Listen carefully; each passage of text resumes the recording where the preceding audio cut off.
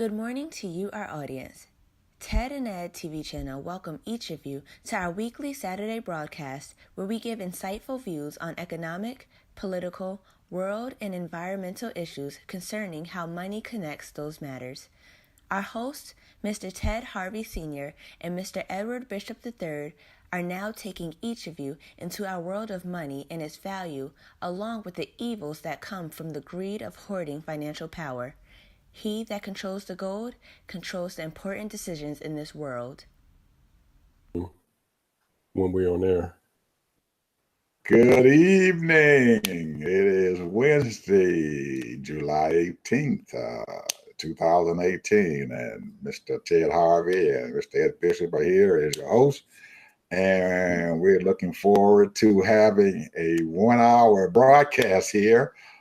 We're hoping that some people might tune in and stuff live, but if they don't, there will be a recorded version and stuff out there for you guys to look at. We have Ted and Ed TV channel, and you can see it on YouTube. There's over probably about 72 videos and stuff out there right now. So you have a lot to see, and you can maybe look at part of it and then look at another one, but we have a lot to talk about. So here we are on a Wednesday, and we only doing it 2 days a week, Wednesday to Saturday morning. So tune in if you get a chance. How you doing, Ted? Man, I'm doing wonderful, man. I had me a great day today, man. Woke up this morning about 3:30 this morning and did all my stuff, what I had to do, and then went to go work out. And the great part about getting up early is you get a chance to get ahead of the game. You know what I mean? You look at the news, and then when you watch the news on TV, it's rehashed because you had already read about it. Yeah. You had already figured it out. Okay. So, this is crazy stuff that's going on here. I'm telling you. And the one thing everybody's talking about right now is this. I hate to put it in these terms, but as far as I'm concerned, this is treasonous. What this 45 did on this Helsinki deal in Finland, and he showed. I don't know, Ed. I was so emotional when I watched him, and I was so disappointed that I just said, "What is wrong with him?" I can't figure it out. I mean, yeah, I can figure it out to a certain degree because he's a puppet. That's all it is. He just, Hillary said that he was a puppet. What's your thoughts on that, bro? I have a lot, Ted, so you may have to break in here and stop me while I'm talking here. But I didn't look at the live portion of stuff of it. I only saw different segments of it during the news, and they showed the bad part. So I guess I'm hoping that there was some good parts to it, but from what I've been hearing and stuff, there wasn't any good parts because I still cannot stomach watching that thing. It's something that makes you sick. It just all inside to see someone that was elected, no matter what, if I voted for him or not, he's still the president of the United States. Yep. And you expect someone with that stature to be able to conduct himself in a professional manner, or at least protect his own. Yes. But when you see someone who doesn't even protect their own, then it's sickening. It creates all kind of nastiness inside of it, and it has caused a nastiness inside this country, and it just, man, I can't fathom him thinking that what he did was okay. And I don't care if, and like everybody's saying, Putin and the Russians and stuff have bought him. He's been bought and paid for.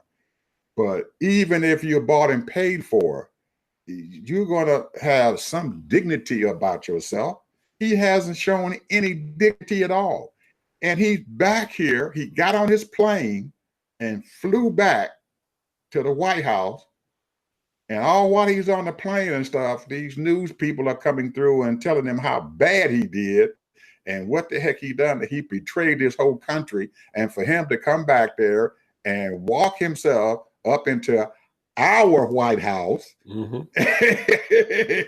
and sleep in our bed after he did what he did is just unfathomable, Ted. I mean, it really is. And to turn around the next day, and I know that there were people calling him up 24/7, trying to get a hold of him and telling him, hey, man, you messed up. And when his partner and stuff in crime, Mike Pence, walks over, the vice president comes in to try to help him to get through that mess, because it is a mess and it still is a mess, and he hasn't cleaned it up yet. I don't care if he partially apologized for what he did, or I made a mistake or whatever. I'm looking at this guy, man, and every time I see him, I get sick to my stomach. Wow. You know, I mean, you know, and I'm going to use this scripture. The Bible saying, I'm paraphrasing, the Bible said that we're supposed to pray for our government and pray for our leaders. And I'm praying for him because the American people, and you know, you can parse it however you want, voted them in. You know, you can parse it. We know all the details and the background of that. Mm-hmm. But the point is, he is the president of the United States. And it's a lot of shenanigans going on. We know that behind the scene, and it had been and it still is going on. However, this man do not have the intellect, the intelligence, and you would think that you would read. You don't have to be that smart to be the president, but it's better that you are one of the smartest people in the country. You understand? Because you got so many things coming at you. Because George Bush proved that, you know, even though he wasn't running the country, but still, he was still adequate. So what I'm saying to myself is, I look at this and I say, you know, just, you know, I pray for our president. You know, I'm not going to hate on him, because this man always wanted to be president. Back in the 80s, that's all he talked about. He wanted to be president. And he became president.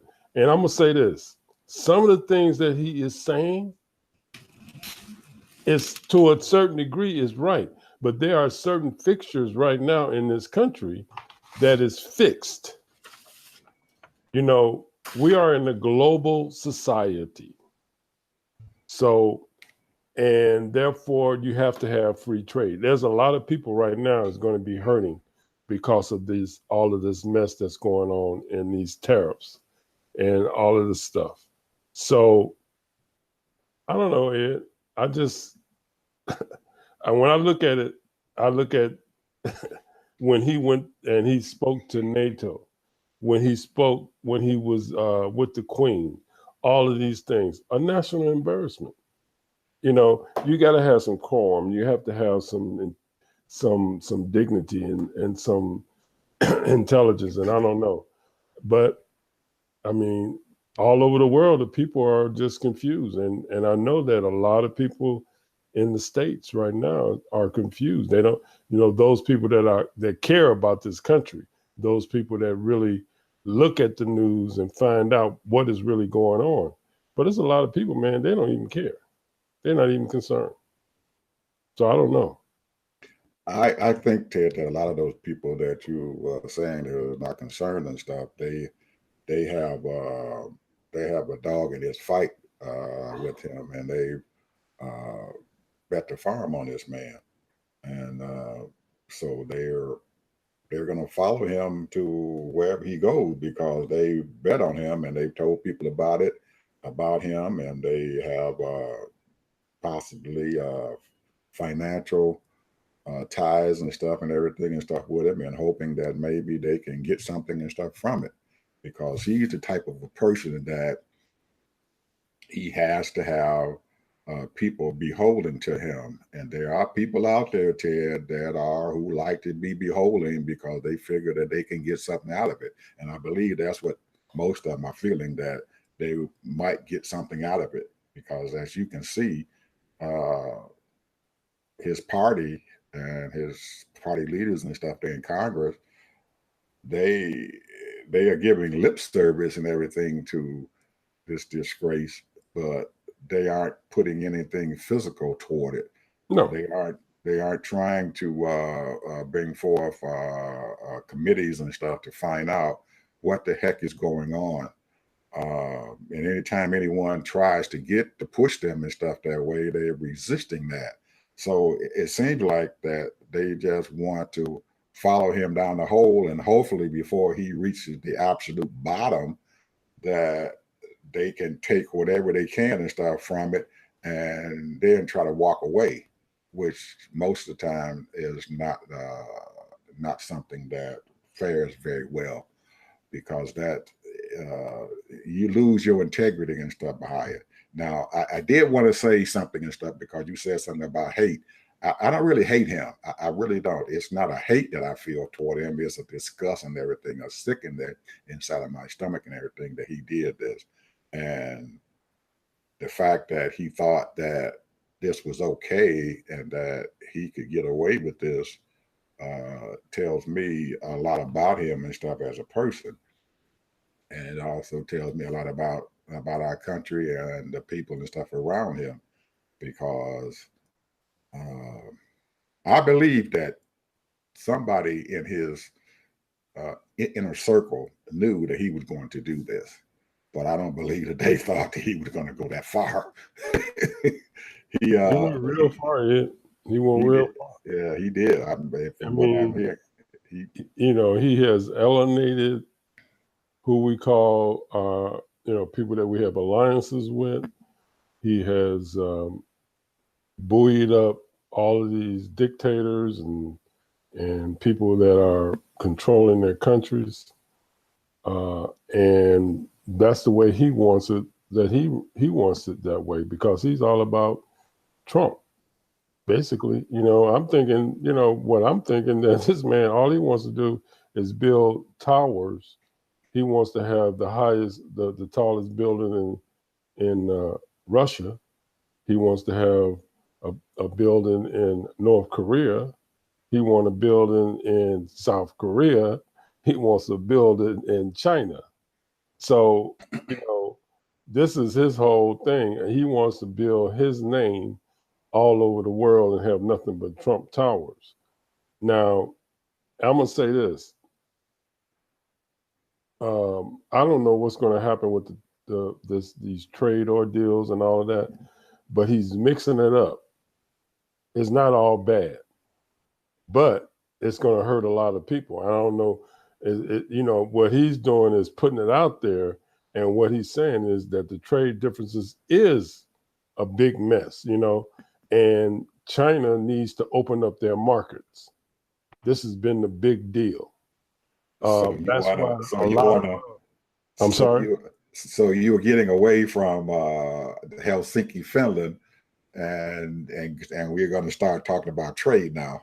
Well, the thing is that it is what it is, because like we already know he's a dunce, but he's a businessman, and the reason why he's doing this, and let me tell you about Helsinki and Putin. I'm gonna tell you my feelings about that. And this makes perfect sense because I've been doing a little reading about it, and some people have been talking about it. That if you look at it, you have Netanyahu. Is that his name? The prime minister. Benny Netanyahu. Okay, this guy BB. He's over there. He's over there in Syria. Okay. Who else is over there? Well, he's in the region. But who else is over there? Iran is around there. And who Iraq, else? all of those countries Russia. and stuff are there. Russia is there.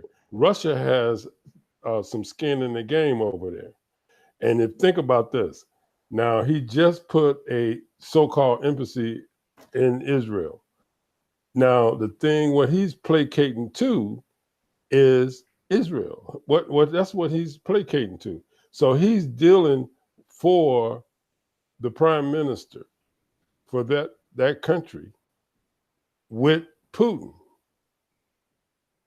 Now, I mean, this is a speculation, and this is what I'm thinking. I'm saying that this is what's going on. So, because they got conflict, and of course, Iran is an enemy of Israel. So if you put all that together, and you got the Russians people, and so what he's doing, and think about this: there are 2 million Jewish people that live in Russia. I mean, in Russian Jewish people that live in Israel. 2 million Russians that are Jewish. And you have many Jewish people that are Russians. So now if you look at the dynamics of it all, that's what this is all about, in my degree. And 45 is not really concerned about Russia. And when I say he's not concerned, or the military, because Russia is broke, man. They're broke. They ain't got no money. They ain't got no money. Why you think right now, right now they got a gas line right now. Israel is paying billions of dollars to get gas from Russia right now. That's who he's placating for. So, you know, he don't mind the shame or anything. He don't get embarrassed about saying what he's saying. They're saying that Putin is the enemy of America, and he is, because Putin got his own little things, what he's trying to work out, and he's trying to just disrupt democracy because he don't go along with democracy. He's an oligarchy. He's an oligarchy. I mean, that man is worth $200 billion. Well, and he has all these oligarchies that he has all these billionaires that he's controlling. Well, Ted, that now that's my opinion. That's my opinion, and I'm just saying I'm going way out in left field, and there's a whole lot of stuff that's going on, you know. But when you look at that girl, what's her name? The Russian people that they just put in jail, the Russian girl. Oh man, I don't know her name. That's the tip of the iceberg, bro. She's a puppet and stuff out there for a lot of other things. And there's a lot of other puppets like her, just like that. Yeah, but she's just one in of this country. A little bitty small puppet and stuff. But she did a lot of damage, bro. She did a lot of damage. Well, she did what she was told to do. But she did a lot of damage. She did what she was told to do. The damage and stuff came from Moscow. That's where the damage came from, because she did what they told her to do. And right. She got in. She got in. Let's get, you brought something up here and stuff. All right. Tell me about it. Syria and what's going on over there in the Middle East. Yes. Israel has nothing to do with Syria, none of those folks over there. Israel is an island around all those Arabs over there. Yeah, that's true. And Israel is fighting for its life around there, and it has no dog in the fight to see Syria, that dictator and stuff, come back in power. Because and Russia is holding him up. True, he's holding up. He's going back to get the dictator. But Russia, Putin has has reasons and stuff why he wants that dictator and stuff back in power. And we have to be very, very careful and stuff and everything when you talk about relationships and everything that Russia has and what Israel has, what Iran has, what Syria has, and anything that's going on over there in that Middle East, because you might think you go over there because we thought that we could go over there to Iraq and take out a dictator and stuff and everything is going to be okay. Well, that country is still in turmoil and stuff right now. And they have one heck of a time over there because those people and stuff have been fighting these daggone wars for thousands of years. And it's anything over there in the Middle East is a very touchy situation. So right now, Putin sees an advantage in Syria. He doesn't care about Israel. He doesn't care about Iran. He doesn't care about any of them papers and stuff right now. But he knows that Trump is there in Syria, and we have a dog in the fight and stuff over there. And he wants to have control over that dog in that fight. And Trump just gave up his control to that dog and into that fight and stuff there in Syria. So it's that place over there, Ted, is it's a poison pill, man. It's just a place that you really don't want to be in, because we have been trying for centuries and stuff to help those people to get to have peace and stuff in that area over there, and peace is very flirting and stuff around that area, because there are so many entities and stuff over there who have ingrained hate and stuff for tribes and stuff out there who have been around there, or things that have happened to them, and they hold grudges and stuff for a long time. It's almost like Ireland and Great Britain. They still have grudges and stuff against themselves. So when you start getting involved in people's and countries' internal affairs and everything, and fighting and helping them fight or whatever, you need to be aware and stuff of what the heck you're doing. And Trump has no idea. He doesn't read, like you said, so he has no idea about the history and stuff of what's going on in those countries over there. And as you can see, he has there in North Korea and stuff. He's over there messing with Kim Jong-un and everything. And Kim Jong-un is now, as small of a country as that is, they have Trump by the balls. He has no idea what's going on and stuff now there in that country. He went over there and he thought that he was doing something, and he's came back over to the United States, and he's telling these huge crowds of his supporters that, oh man, North Korea is all right. But as we know and stuff, and our intelligence community and stuff know, them people are still making nuclear weapons. They are still doing what they were doing before Trump even decided to come over there and fool around with those people. And they have no desire not to do it. So, as you were saying, that he is messing around and all these little things and stuff. He got a little pot over here with the trade. He's got a little pot over there with NATO. He's messing with our NATO partners. He's doing all that stuff. And it's, how do I put it? It's like a kid and stuff with a bunch of toys and stuff out there, and he goes and play with this toy, and then he puts it down and stops playing with it. But it needs to be taken care of tenderly.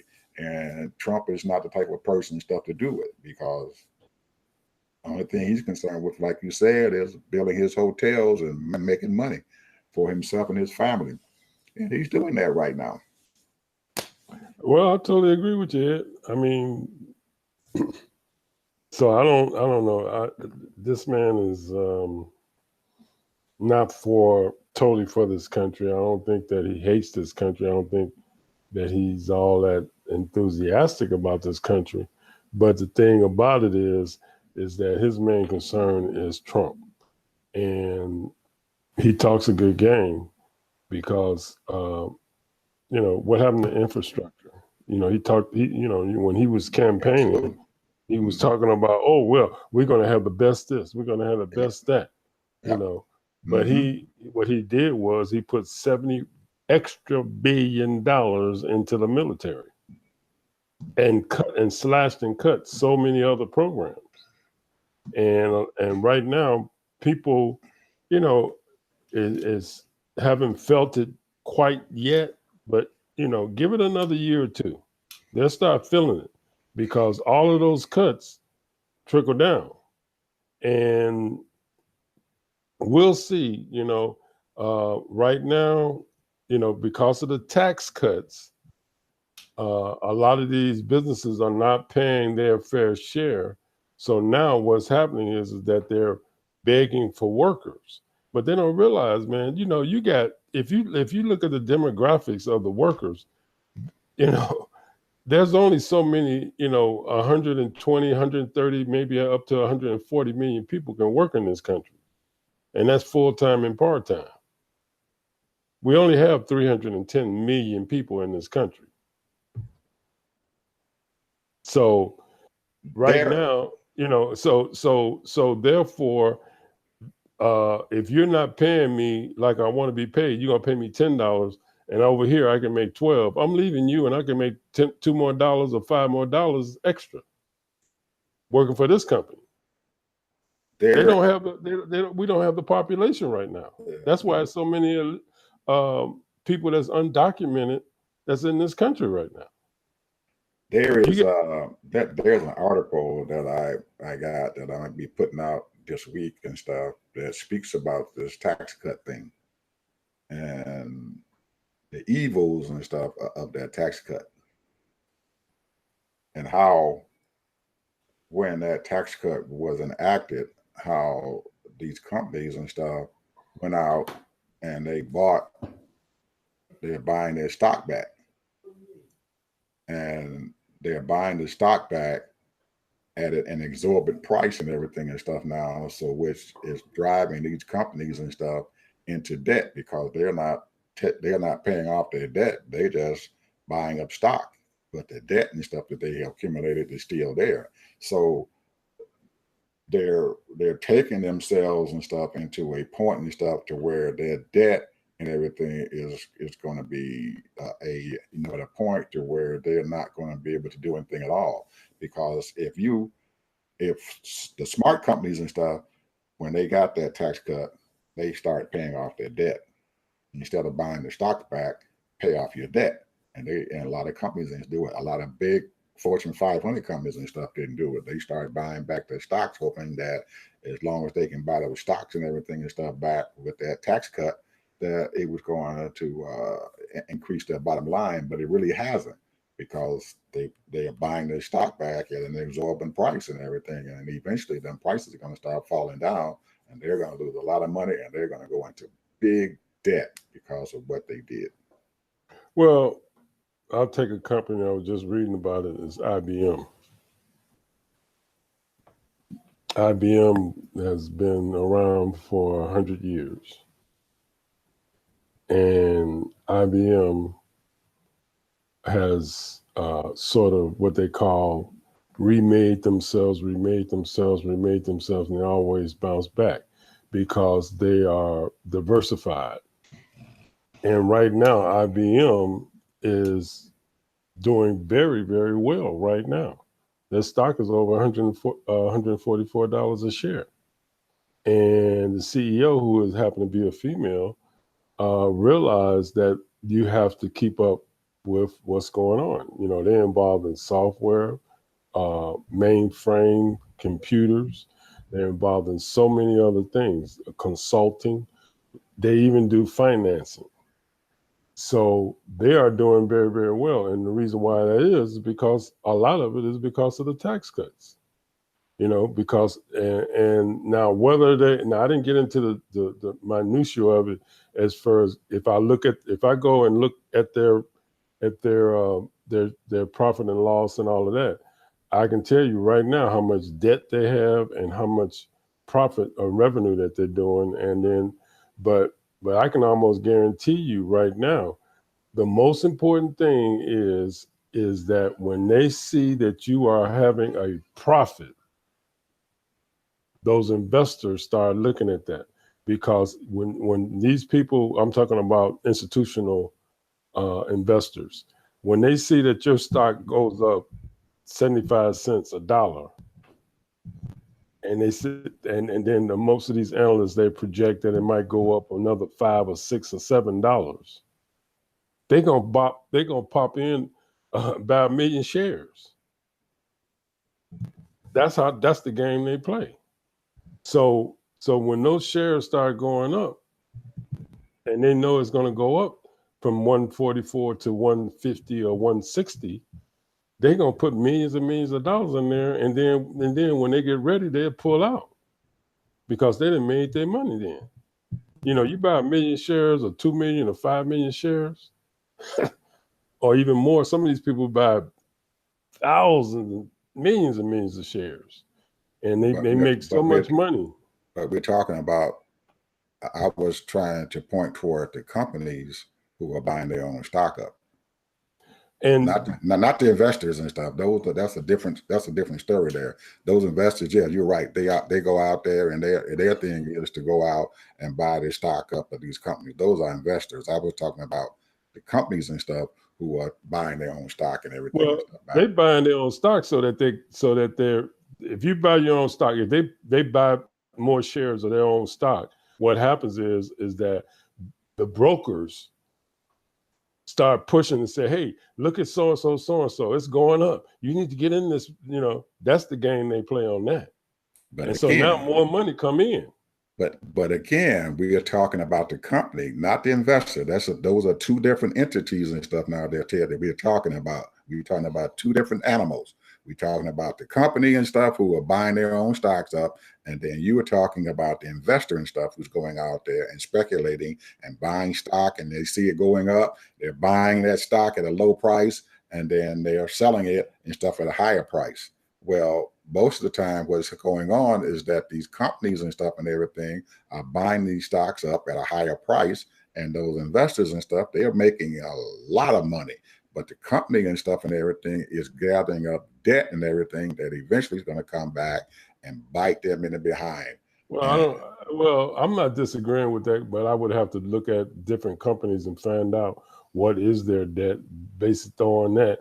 But the point is, what I'm trying to make is that when they purchase their own stock, that share is going to go up. And when you remember what I was talking about last week, when I said that these analysts said so-and-so was projected to go 81%, but instead it went 92% and went up to 92 cents. And so therefore, when those people see that they have a profit, a profit in their earnings, what happens is that it makes people say, hey, let's buy into that. And that's how they get revenue. People purchase their shares. And when people purchase their shares, they use that money to pay themselves, or they pay their shareholders and what have you. And that's the game. Two different entities there, Ted.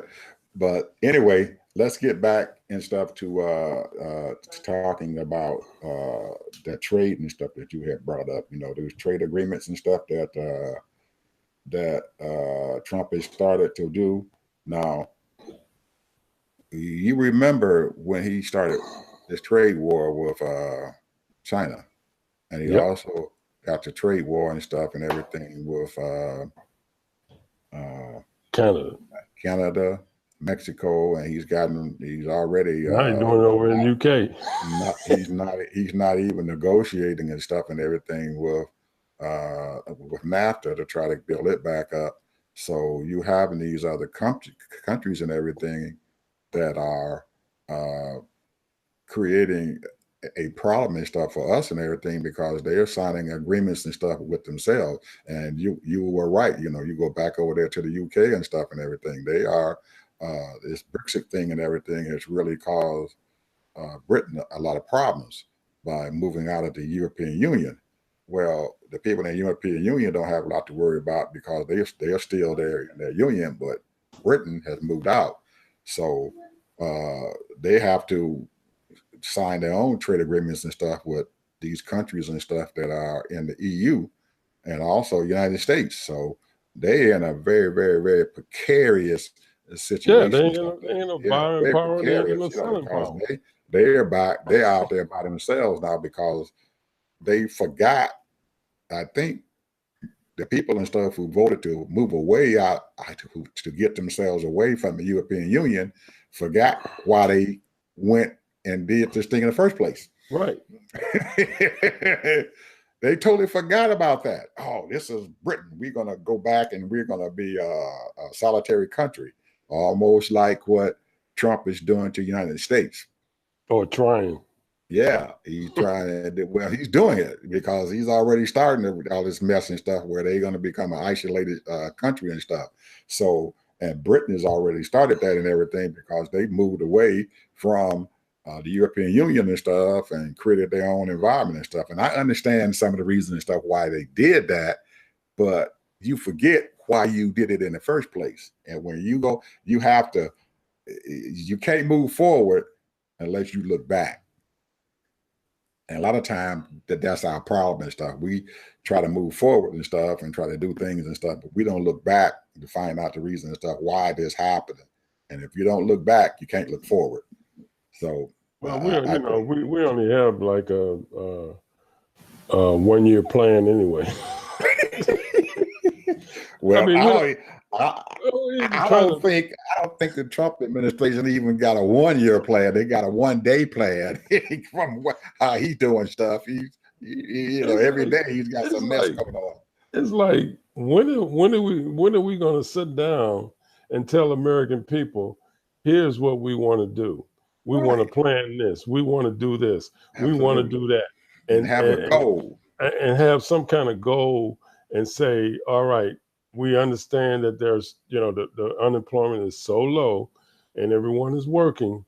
And therefore, the revenue that's coming in, what we're going to do is we're going to make infrastructure one of our priorities, or we're going to make healthcare one of our priorities, or we're going to make, making sure that the urban areas are updated and what have you, but they don't do that.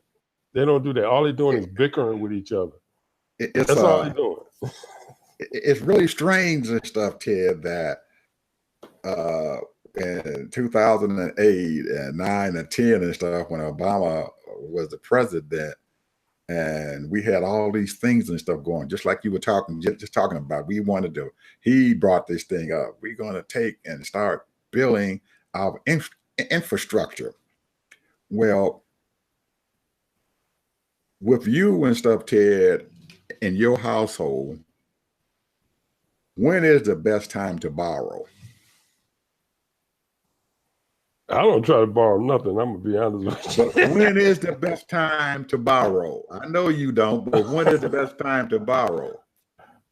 Well, the best time to borrow, I mean, any time is the best time to borrow, to be quite honest with you. But when the interest rates are low, you want to borrow. The best time to borrow. Yeah, that is the best time to borrow when the interest rates are low. That was a mechanism and stuff in which Obama and stuff helped. He did some things to bring down our debt and stuff, but because the interest rates and everything were very, very, very low and everything, our debt and stuff came down a heck of a lot faster because we wasn't paying as much in interest. So he was trying to tell the Congress and the country that if we can borrow money for 0% on the dollar, it's almost like using your own money, because all you got to pay back is what you borrowed. You don't have to pay back in interest. You just pay back what you borrowed and build what you need to build. Go out there and build. That's what causes inflation, bro. That's what causes inflation. Well, not necessarily. If you treat it right, it doesn't cause inflation and stuff and everything. If you treat that thing right, it doesn't cause. Because, Ted, I don't know if you've been looking around and stuff in your neighborhood and stuff and everything, just like I'm looking around in my neighborhood. Money was cheap right after 2009, 2010. Money was cheap. And what happened and stuff was these businesses and stuff around here went to these banks and stuff for their friends, and they borrowed this money and stuff dirt cheap.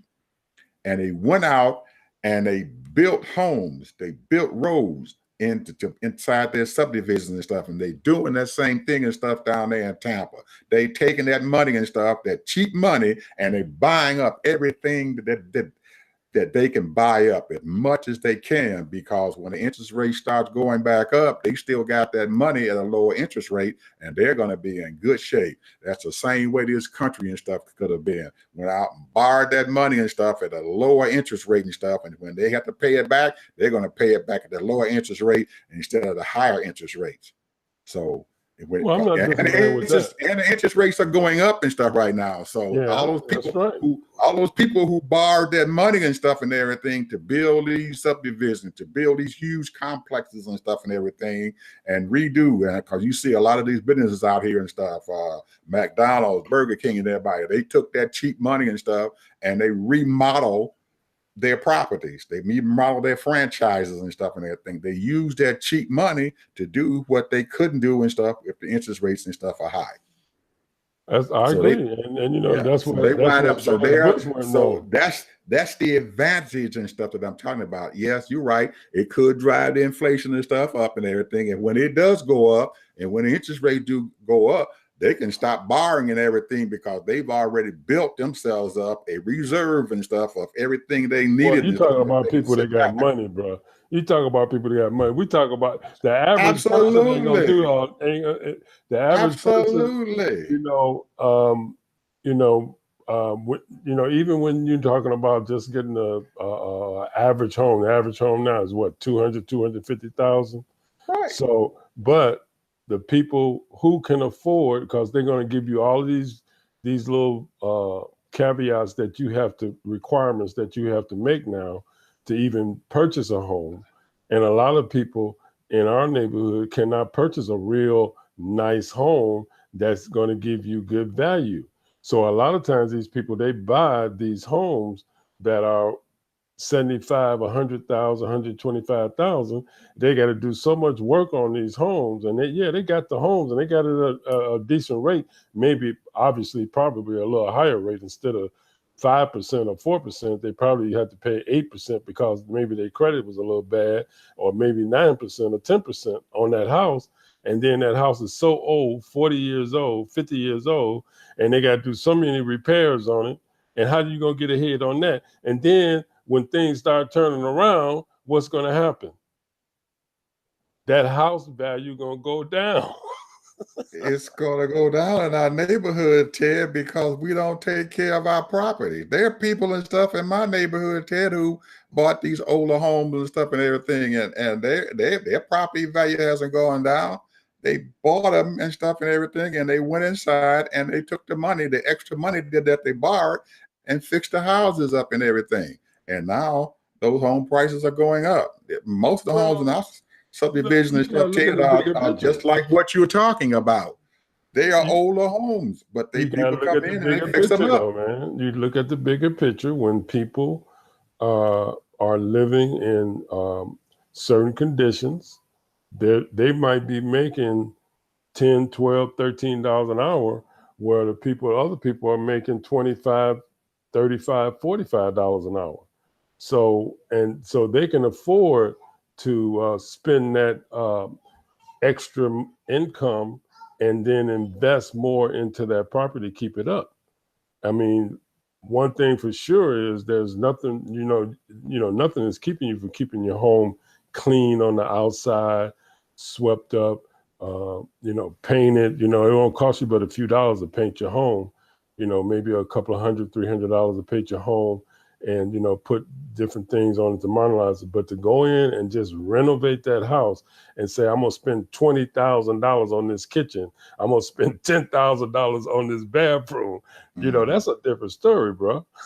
Well, and that's what people do. The people that I know who are doing that and everything are getting their monies and stuff out of their property because they live in an area and stuff that hasn't been redlined. And well, that's the key. Yeah, that's what's happening. You getting outside. Everybody can't do that though.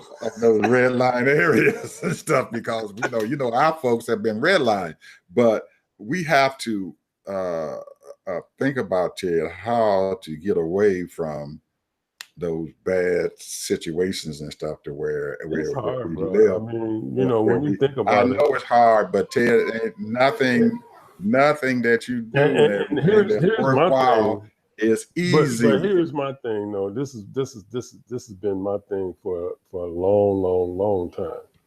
If you got a single mom, you got a friend, okay? She's a single mom. Why don't you both? You ain't married. You got maybe a little boyfriend on the side. You ain't living with him. You just got a little boyfriend on the side. Why don't you just live with your girlfriend and invest in a nice home? It can be three women, and you might have a total of 5 kids, and you just invest in a nice home, and then save your money, put it together, and then you get your own home. Save your money, because that's what it takes. Because you only make $35,000 a year, or maybe 40,000, and you by yourself, and you scuffling, trying to take care of your 2 kids, and you by yourself. So I don't understand that. That's what I'm saying. The point is that we have to come up with some innovative ideas to pool your money together. Because let me tell you something. I can tell you 35 years ago, that's what the Iranians do. That's what the Iraqis do. I worked in Cerritos, California. That's exactly what they did. They came there and they lived in one house, 2 families, 3 families. The Latinos from Mexico and all these other Spanish-speaking countries, that's exactly what they did. They pooled their money together. And then they also pooled their money together when it came to starting a business. So the thing is, a lot of us, we talk about the American way, but really the American way is pooling your money together and doing it in a professional way, and not trying to scam nobody or cheat nobody when it comes to money. And you be fair, and then so that everybody's doing what they're supposed to do, then you get your own share, you get your own house, you get your own business. We don't do that. We just try to make it by ourselves. Just, you got family members, man, won't even work together. Start a business. There might be a reason why they're not working. Why? Tell me why. There might be a good reason why they aren't working together. They don't trust each other. Well, see, that's what I'm saying, and we have to get out of that mentality, man. We have to, you look at Johnson, the Ebony and all of that, and Jet, family-owned business. It's a lot of Black families that have done it. And then, you look at all of the DuPonts, and you look at all of the family-owned businesses. That's the way you make it in this country. You have to do family-owned businesses, or you get a friend that a couple of friends that you can trust, and build your stuff like that. Build your finances up. You're not going to make it by yourself. Now, very fortunate, now there are people that have made it by themselves, but I don't know any because they always had a partner or somebody. Even Bill Gates had a partner. Steve Jobs had a partner. So, you can buoy up all that. Then, they might build up Bill Gates, but Bill Gates had a partner. Steve Jobs had a partner, and you can go on and on. Alexander Graham had a partner. The Wright brothers, they had partners. They were brothers. We don't trust each other, Ted. I know. It's an attitude, man. You have to have trust, man. Yeah. If you can't trust somebody there, you start a business out, you have to have trust in someone. Well, I sort of kind of got off track here, but I'm because I'm sort of more into business and all of that. But the one thing, we're running out of time here. We want to talk about one of our favorite subjects. President Obama and his speech in South Africa. Oh man, I had forgotten about that, Ted. I'm glad you reminded me of that, because that was on the top of my agenda that I had put out there. put a link to that speech and stuff on YouTube on our Facebook page. Excellent. The Money Connection. Excellent speech. Yeah. And I also did it. Put a link and stuff on a couple people's pages that I can post on, and I posted on there. But the speech was in South Africa, whereas, as everybody knows, South Africa is in there. They're in the southern hemisphere, and the southern hemisphere right now is winter down there.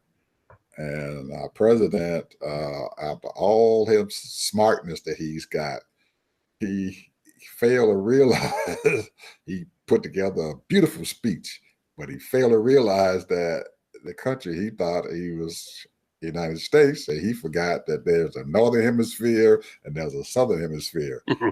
It's warm when it's warm up here, it's cold out there. So he got down there and realized that he had made a big mistake. He didn't bring no coat. All he had was his suit jacket on, and he had to do some emergency repairs. So he had to send someone out into one of the stores in Johannesburg to buy him some long underwear so he can be able to stand up and give that great speech. But anyway, he was invited and stuff by a young lady, well, not a young lady, an older lady and stuff there, very prestigious woman. I can't pronounce her name, so I won't even try. He had a difficult time pronouncing her name.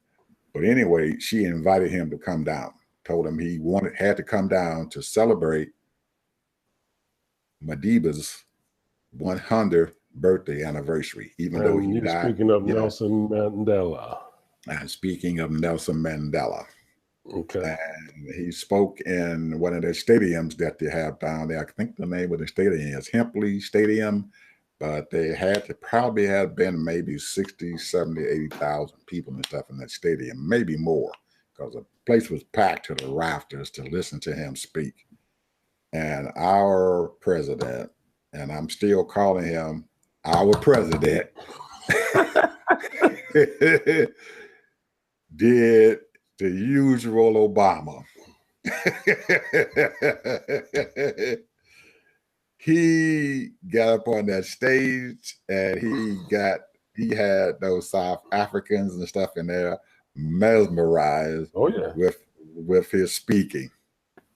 And he put together a speech and stuff and everything that touched upon everything that happened with Mandela and stuff when he was a little boy, all the way up until the day he passed away, and even after he had passed away, about the evolution of this world and stuff during these times. And as he walked through these time phases and stuff, he touched upon all the good things that had happened and some of the bad things that was going on and stuff during those time periods.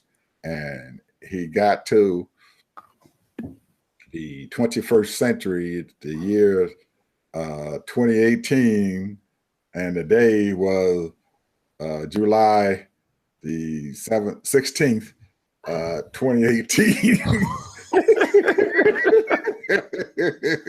which was the day of infamy for our country. But one of the things and stuff that President Obama always does and everything, he gives people hope. Yeah, there's no matter what, about that. No matter how bad it looks, and no matter how horrible things look, he gives you hope for the future, and he gives you those little tidbits and stuff of what he thinks and everything that should happen and how those things should happen. And really, actually, after all that bad day that happened to the entire world and stuff and everything, he comes along and he mends whatever happened and stuff. And he made people and stuff who looked at who saw what had happened in Helsinki, realizing stuff that it's not over. Yeah. We can repair the damage that has been done. It's going to be tough. He said something. He said something about what happened in December of 2017 in this country, when Trump and his cronies enacted a tax cut. And he spoke about that, and it was very, very profound. Oh, yeah, I heard him. Very profound. And he asked people, he said, I'm the president of the United States. I used to be poor and stuff and everything. He said, but I got money now. Yeah. Plenty and money.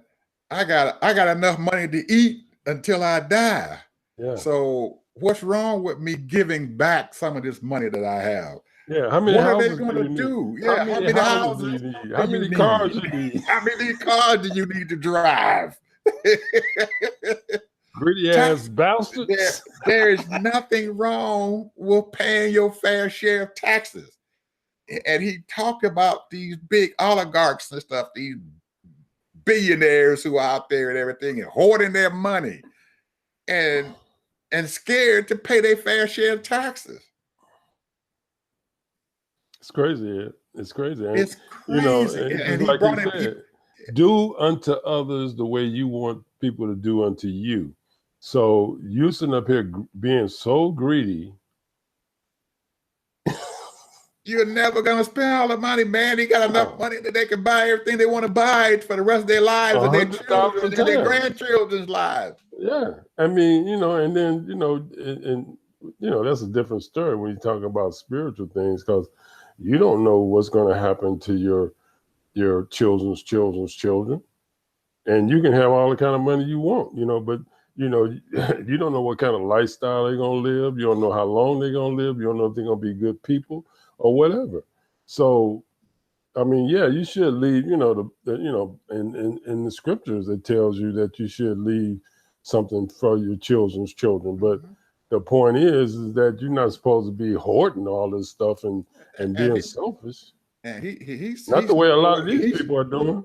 He's nowhere near as rich as some of these other folks and stuff. He might be worth $100 million now, a couple hundred. Yeah, maybe. But he says, I got enough money to eat. I can eat comfortable. I can buy clothes. I can buy food. I can buy a car to ride in. I don't need 10 cars. I don't 20 need houses. I can't live in but one house. And most of these folks got mansions, man. You know, look at Trump, his whole family. They got mansions all over the country, all over the world where they can go. And most of them don't even stay in these houses, man. Yeah. They stay empty. And they have to be kept up. You got to keep. So they spend thousands and thousands of dollars keeping them up and having people come in there and clean. We talking millions of dollars for these upkeep. Yeah. You know, they got to pay taxes on it. And they got to keep the lawn done. They got to go in there and get the dust off the walls and everything. And they say, well, did Mr. Jones have Mr. Jones? When's the last time Mr. Jones? And the housekeeper and the gardener probably said, we haven't seen the owners in a couple of years. and that's true. It's true. Because they don't have time to come in there to see all that stuff. Because they constantly are sitting out there and eating gourmet meals, spending $500-$600 for a meal, one meal. And they got people who don't even make that in a month. That's right. So some people don't even make that in a year. So like I said, he brought us back into a reality, and hopefully some of the people who were sitting there in the audience and stuff, who is one of those folks and stuff and everything who's hoarding their money, decides that they want to be able to help somebody. You know, you don't have to give your money away to people. Help them to put money and stuff in their pockets. If they're not doing anything, say, hey man, I'm gonna hire you to come over here and work in my house and pay you $25 an hour so you can take care of your family and feed them just like I'm eating. What's wrong with you having a meal there and you sitting down and inviting your friends and your neighbors over and everything and say, hey, what can I do to help you? Absolutely. And just like you talked, you were speaking and stuff about how these other immigrants that came over and they had worked together and stuff and everything to build something or whatever. What's wrong with us who have money to bring people and stuff into your fold and stuff and everything, because as I look at the Jewish folks and stuff, and I went to school, man, that was the first chance I got to see people who had money. And the Jewish folks, when their child gets out of college and stuff, they put them in a job, they put them in a business, and they give them 3 chances to be successful out there in the business world. They go out, they give them a business, they fail. Okay, what did you learn from your failure? And then they give them another business. If they fail that one, they say, okay, you done this twice, you got one more time.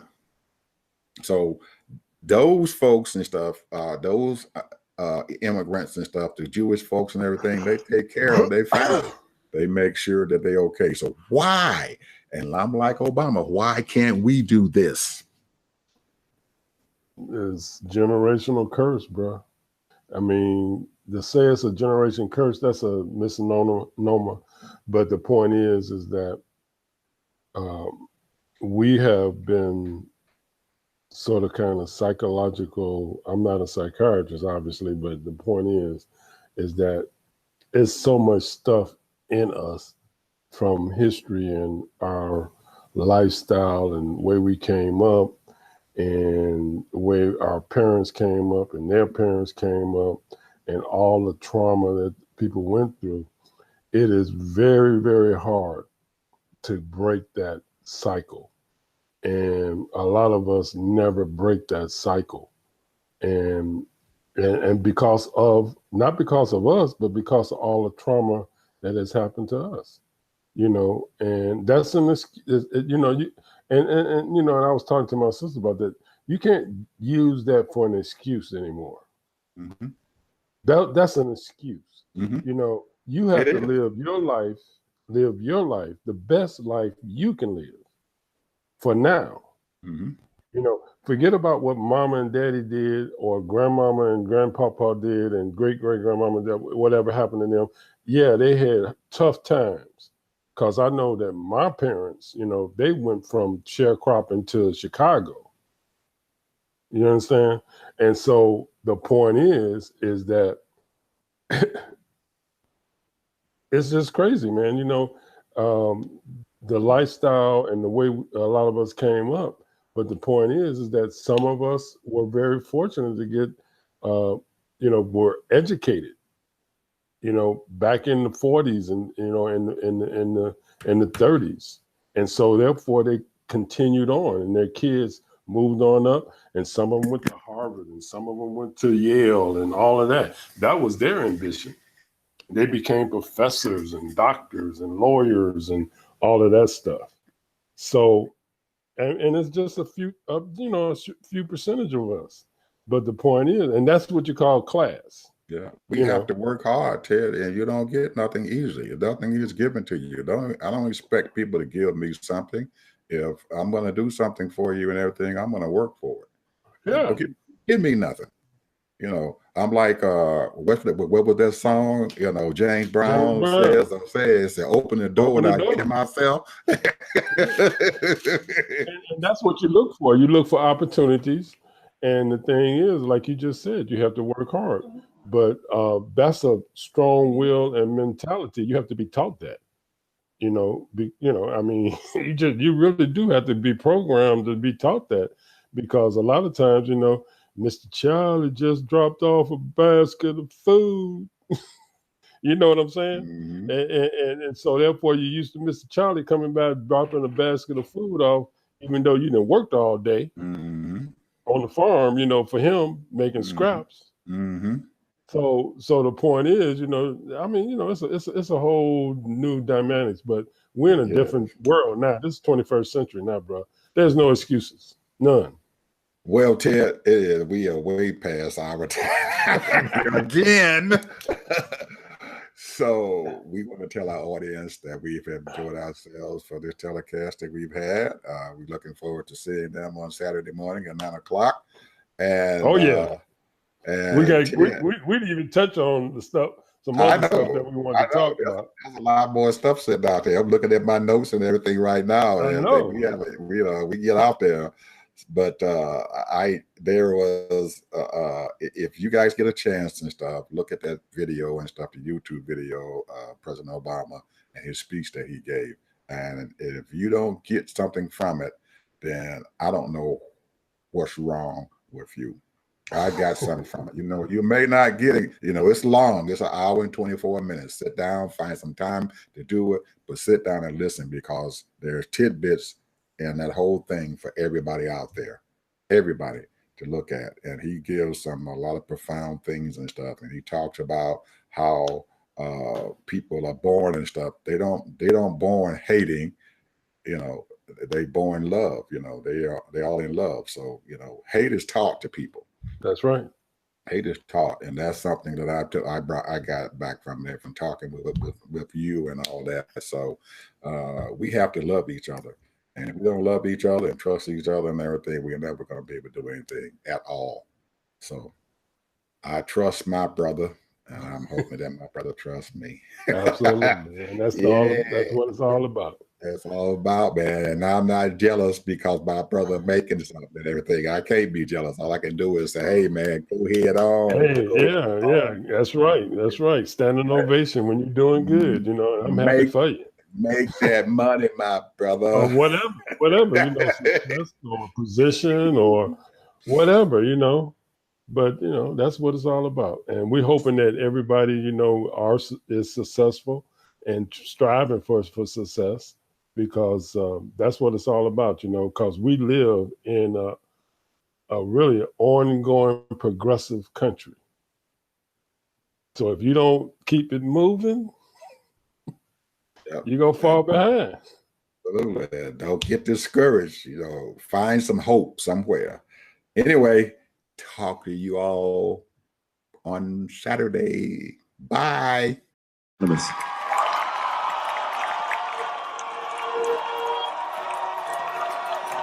Hey baby, what you trying to do? Spent the night just trying to find you. You the hottest one under the sun, and I'm under your spell. We stuck just like glue. You ain't got the free crib, oh well. You and me can head to the hotel.